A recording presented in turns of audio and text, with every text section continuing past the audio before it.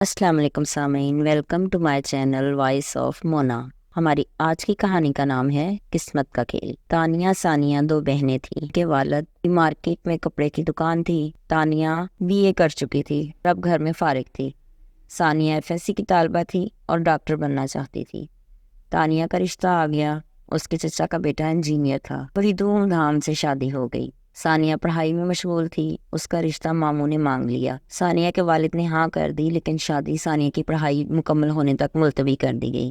ثانیہ خوش تھی، ماموں کا بیٹا ہے اور اس کی طرح وہ بھی ڈاکٹر بن رہا ہے۔ اس کا میڈیکل میں آخری سال تھا۔ ثانیہ کے منگیتر کا نام سمیر تھا۔ دونوں بہت خوش تھے۔ تانیہ کی شادی کو سال ہو چکا تھا، وہ بھی اپنے گھر میں خوش تھی۔ اس کا شوہر وسیم انجینئر تھا۔ دونوں بہت خوش تھے۔ تانیہ کو اللہ نے بیٹا عطا کیا، ساری فیملی خوش تھی۔ وقت گزر رہا تھا، ثانیہ کا آخری سال تھا اور سمیر ڈاکٹر بن چکا تھا۔ ثانیہ بہت خوش تھی۔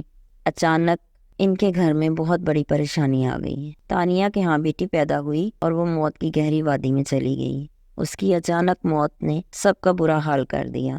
جس گھر میں کبھی غم نہیں دیکھا تھا، وہاں غموں کے پہاڑ ٹوٹ پڑے۔ دونوں بچے تانیہ کی والدہ اپنے گھر لے آئیں۔ تانیہ بچوں کو سنبھالنے لگی۔ تانیہ کا 40واں ہو گیا۔ آہستہ آہستہ زندگی واپس آنے لگی۔ سمیر روز آ جاتا اور بچوں کے ساتھ کھیلتا رہتا۔ ثانیہ اور سمیر بچوں کے ساتھ مانوس ہو چکے تھے۔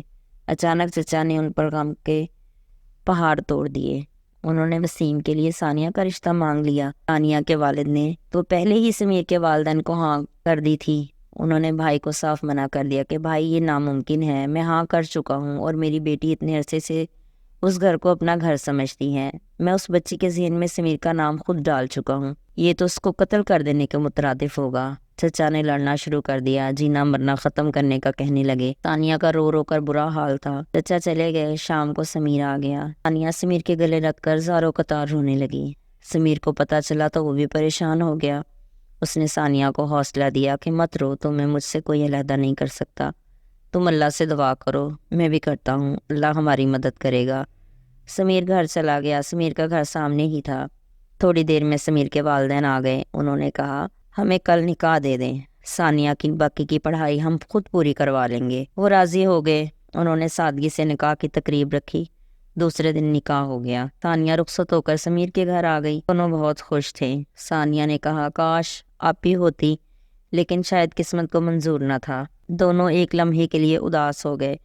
پھر سمیر نے اسے ہنسا دیا، ارے میری آدھی ڈاکٹر، اپنی پڑھائی پر توجہ دیں، سب بھول جائیں۔ ثانیہ ہنسنے لگی، قسمت کے کھیل بھی عجیب ہیں۔ پھر وسیم نے بھی دوسرے چچا کی بیٹی سے شادی کر لی، لیکن وہ آج بھی تانیہ کو نہیں بھول پایا۔ اور سمیر اور ثانیہ بہت خوش ہیں، دونوں ڈاکٹر ہیں اور انسانیت کی خدمت کر رہے ہیں۔ ملتے ہیں اگلی کہانی کے ساتھ۔ جیتے رہیے، خوش رہیے۔